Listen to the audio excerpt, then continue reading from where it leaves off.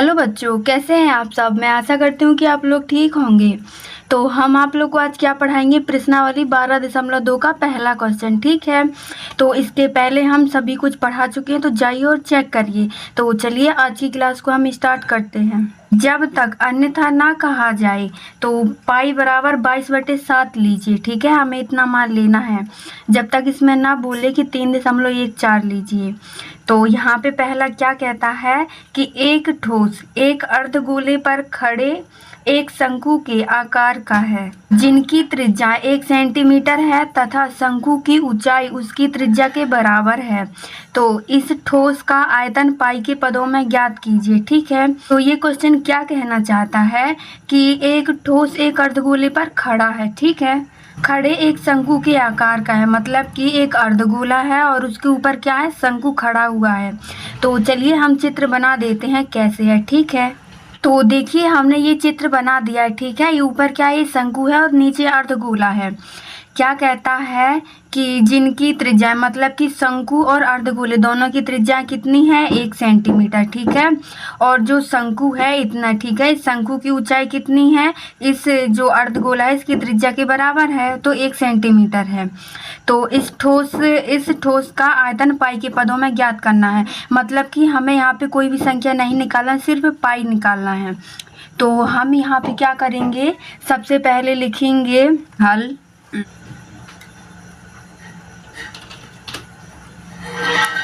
हल दिया है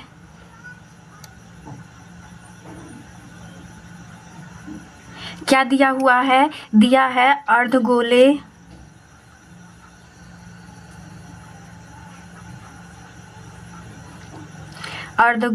और शंकु की त्रिज्या r बराबर कितनी है, 1 सेंटीमीटर है। ठीक है, और इसमें शंकु की ऊंचाई कितनी दी हुई है, 1 सेंटीमीटर इसमें बोला है। ठीक है, तो हम यहाँ पे लिख लेते हैं शंकु की ऊंचाई बराबर 1 सेंटीमीटर है, इतना मान हुआ। ठीक है, अब हमें इसमें और किस चीज़ की ज़रूरत है, कुछ ज़रूरत नहीं है। ठीक है, तो हम यहाँ पे अब क्या करेंगे, ठोस का आयतन, ठीक है, लेंगे। लिखते हैं ठोस का आयतन बराबर। अब यहाँ पे एक चीज़ गौर करिए, क्या आयतन पूछा है तो हमें शंकु का आयतन चाहिए और अर्धगोले का आयतन चाहिए। ठीक है, तो हम यहाँ पे क्या लिखेंगे, जो ये अर्धगोला है ये शंकु दोनों जुड़े हुए हैं आपस में। ठीक है, तो हम क्या लिखेंगे, शंकु का आयतन प्लस अर्धगोले का आयतन। तो चलिए लिख लेते हैं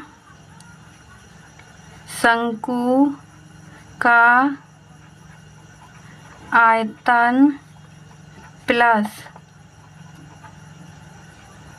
अर्धगोले का आयतन। तो शंकु का आयतन क्या होता है, ये आप लोगों ने पढ़ा होगा। अगर जिसने नहीं पढ़ा है तो हमारी वीडियो में जाकर देखें, उसमें हमने एकदम सब कुछ सिस्टमेटिक बताया हुआ है। ठीक है, तो हम यहाँ पे क्या लिखेंगे, शंकु का आयतन कितना होता है, 1/3 पाई r स्क्वायर h होता है। ठीक है, प्लस, और अर्धगोले का आयतन क्या होता है, 2/3 पाई r स्क्वायर होता है। ठीक है, इसमें h नहीं होता है। तो बराबर, अब हम यहाँ पे क्या करते हैं, यहाँ पे हम ऊंचाई जिसका मान दिया है हम वो सब रख देते हैं। तो यहाँ पे क्या आ जाएगा, 1/3 पाई का मान तो हमें कुछ नहीं रखना है। ठीक है, क्योंकि पाई के पदों में तो हमें ज्ञात करना है।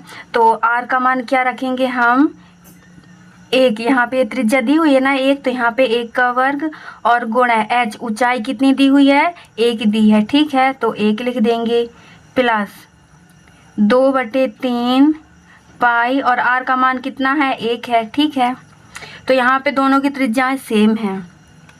तो अब हम क्या करते हैं, इसका वर्ग दोनों का निकालेंगे तो वही आएगा। तो लिखेंगे 1/3 पाई गुणा 1 और प्लस यहाँ पे आ जाएगा 2/3 पाई और गुणा 1। ठीक है, अब जब हम 1 का गुणा इसमें करेंगे तो कितना आ जाएगा, उतना ही रहेगा। ठीक है, तो हम यहाँ पे क्या करते हैं, लिख देंगे पाई का इसमें गुणा करेंगे तो यहाँ पे पाई बटे 3 आ जाएगा और ये प्लस लगेगा, और इसका इसमें गुणा करेंगे। ठीक है, तो यहाँ पे आ जाएगा 2 पाई बटे 3 आ जाएगा।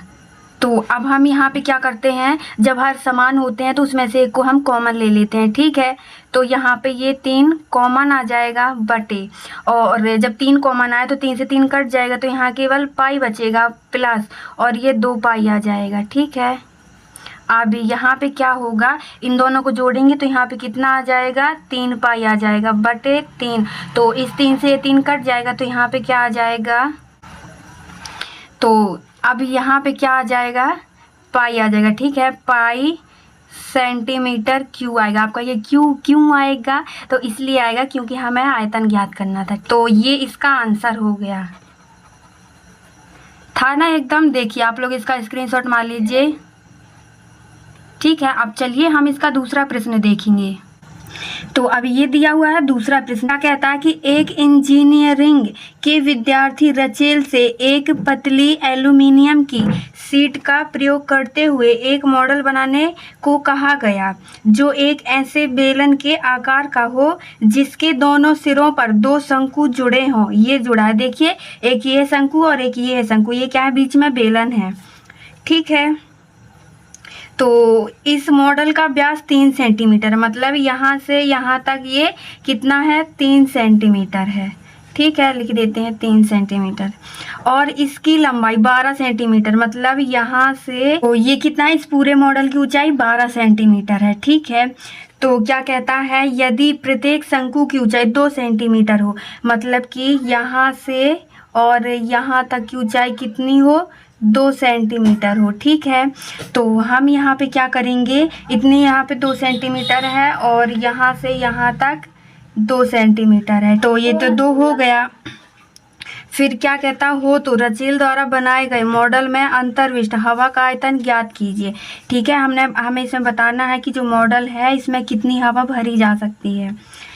तो यहाँ क्या है, यह मान लीजिए कि मॉडल की आंतरिक और बाहरी बीमाएं लगभग बराबर हैं। ठीक है, हमें इसमें मानना है कि जो इसकी अंदर की और बाहर की बीमारी दोनों कैसे हैं, एकदम बराबर है। तो हम सबसे पहले यहाँ पे क्या करेंगे, लिखेंगे, क्या लिखेंगे, हल दिया है, क्या दिया है हमें, यहाँ पे दिया हुआ है कि रचेल द्वारा बनाया गया मॉडल। ठीक है,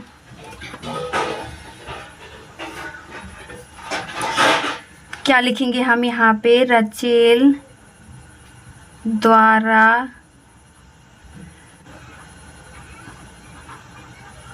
निर्मित मॉडल में 2 शंकु और एक बेलन है। ठीक है, मैं 2 शंकु और एक बेलन है। ठीक है, इतनी बात हुई। अब हम यहाँ पे क्या करेंगे, लिखेंगे बेलन का व्यास। ठीक है, कितना दिया हुआ है, बेलन का व्यास बराबर कितना है, यहाँ पे 3 सेंटीमीटर है। ठीक है, तो त्रिज्या कितनी है इसमें दी हुई है, कितनी दी हुई है, यहाँ पे त्रिज्या हमें निकालना पड़ेगा। ठीक है, तो यहाँ से यहाँ तक कितनी त्रिज्या हो जाएगी, तो r बराबर 3/2 सेंटीमीटर आ जाएगी। ठीक है, ये भी उतनी ही होगी और ये भी। तो यहाँ पे शंकु और बेलन दोनों की त्रिज्याएं क्या होंगी, सेम होंगी। ठीक है, तो हम यहाँ पे लिख देते हैं क्या, बेलन और शंकु। तो लिख देते हैं बेलन और शंकु की त्रिज्या, ठीक है, बराबर 3/2 सेंटीमीटर है। तो अब हमें क्या ज्ञात करना है, बेलन की ऊंचाई। तो चलिए हम बेलन की पहले ऊंचाई निकाल लेते हैं। तो यहाँ पे बेलन की ऊंचाई कैसे निकलेगी, बेलन की ऊंचाई कैसे आएगी, जब हम संपूर्ण यानी पूरे मॉडल में से 2 शंकु घटाएंगे तो हमें बेलन की ऊंचाई मिल जाएगी एकदम आसानी से। तो चलिए हम यहाँ पे लिख देते हैं संपूर्ण मॉडल माइनस 2 शंकु। ठीक है, क्या इन दोनों की ऊंचाई है। तो संपूर्ण मॉडल की ऊंचाई कितनी दी हुई है यहाँ पे 12 और माइनस 2 शंकु की 2 दूनी 4, तो यहाँ पे 4 आ जाएगा बराबर 12 में से 4 जाएंगे तो यहाँ पे 8 सेंटीमीटर बचेगी। ठीक है, ये क्या है, ये बेलन की ऊंचाई आ गई। तो अब हमें बेलन की तो मिल गई और हमें यहाँ पे शंकु का सब कुछ पता है। क्यों बताइए, पता है ना। तो यहाँ पे अब हम लिखेंगे शंकु की, लिखते हैं शंकु की ऊंचाई। तो शंकु की ऊंचाई कितनी दी हुई है, ये है 2 सेंटीमीटर। ठीक है, तो यहाँ पे लिख देंगे 2 सेंटीमीटर। अब हम यहाँ पे क्या करेंगे, हमें क्या ज्ञात करना है, यहाँ पे अंतर्विष्ट हवा का आयतन ज्ञात करना है। ठीक है, तो हम यहाँ पे क्या लिखेंगे, मॉडल में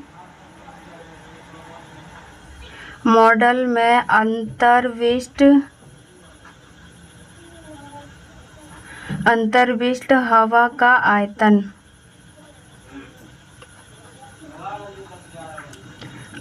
बराबर क्या क्या लेंगे हम, यहाँ पे बेलन का आयतन लेंगे। ठीक है, एक बेलन दी हुई है ना, तो लिखेंगे बेलन का आयतन और प्लस 2 शंकुओं का आयतन। अब ये हुआ। ठीक है, अब हम यहाँ पे क्या करेंगे, तो बेलन का आयतन क्या होता है, यहाँ पे सूत्र रख देते हैं। ठीक है, तो बेलन का आयतन होता है पाई आर स्क्वायर एच होता है, प्लस और 2 दिया है तो हम 2 लिखेंगे गुणा, और शंकुओं का आयतन क्या होता है, यहाँ पे होता है 1/3 पाई आर स्क्वायर एच। तो हम ऊंचाई इसे 1 मान लेते हैं और इसे 2, क्योंकि दोनों की ऊंचाई क्या है, अलग अलग दी हुई है। ठीक है, तो ये हुआ। अब चलिए हम इसमें मान रख देते हैं। ठीक है, तो रख दें मान। तो चलिए अब हम क्या करते हैं, यहाँ पे जो जो कॉमन है उसे पहले हम कॉमन ले लेते हैं। ठीक है, तो यहाँ पे क्या कॉमन आ जाएगा, पाई है दोनों में और आर स्क्वायर है दोनों में। ठीक है, तो पाई आर स्क्वायर। अब कोष्टक लग जाएगा एच, यहाँ पे एच कितना दिया हुआ है, अभी कुछ नहीं लिखना। ठीक है, तो H1 प्लस इसका इसमें गुणा करेंगे तो 2/3 और गुणा H2 आ जाएगा। ठीक है, अब हम यहाँ पे क्या करते हैं, लिखेंगे बराबर, तो पाई का मान रख दें और सभी का मान रख देते हैं। ठीक है, तो पाई का मान कितना लेना है, हमें 22/7 लेना है। ठीक है, और गुणा आर, दोनों की त्रिज्याएं कितनी दी हुई हैं, सेम है। देखिए हमने बताया था ना बेलन और शंकु की त्रिज्या, तो क्या है 3/2 है, 3/2 गुणा 3/2 और कोष्टक लगेगा ऊंचाई। यहाँ पे बेलन की ऊंचाई कितनी दी हुई है, 8 सेंटीमीटर है, तो 8 प्लस 2/3 और इस शंकु की ऊंचाई कितनी दी है, 2। ठीक है, तो अब इसके आगे हम क्या करते हैं, जो कुछ होता है तो करिए देते हैं। तो अब हम यहाँ पे क्या करेंगे, इसका गुणा इसमें किए देते हैं। ठीक है, और इस 2 से इसे काट देंगे तो 2 एकम 2, 2 एकम 2। ठीक है, 11 बार कट जाएगा, तो यहाँ पे आ जाएगा 11 गुणा 3 गुणा 3 बटे 7 गुणा 2, इतना बचेगा। ठीक है, और कोष्टक में यहाँ कितना आ जाएगा, 8 प्लस 2 का इसमें गुणा करेंगे तो 4 आ जाएगा, और बटे 3, इसके बटे में कुछ नहीं है तो हम 1 मान लेंगे, तो बराबर। अब क्या करेंगे हम यहाँ पे हम भिन्न का जोड़ लगा देते हैं। ठीक है, तो चलिए लिख लेते हैं, लिखेंगे 11 गुणा 3 गुणा 3 बटे 7 गुणा 2 कोष्टक। तो इन दोनों का एलसीएम लेंगे तो यहाँ कितना आएगा, 3 आएगा, और 3 का भाग 8 में देंगे, 3 का भाग 1 में देंगे तो 3 बार जाएगा, और 3 का गुणा 8 में करेंगे तो 8 या 24 आ जाएगा यहाँ पे।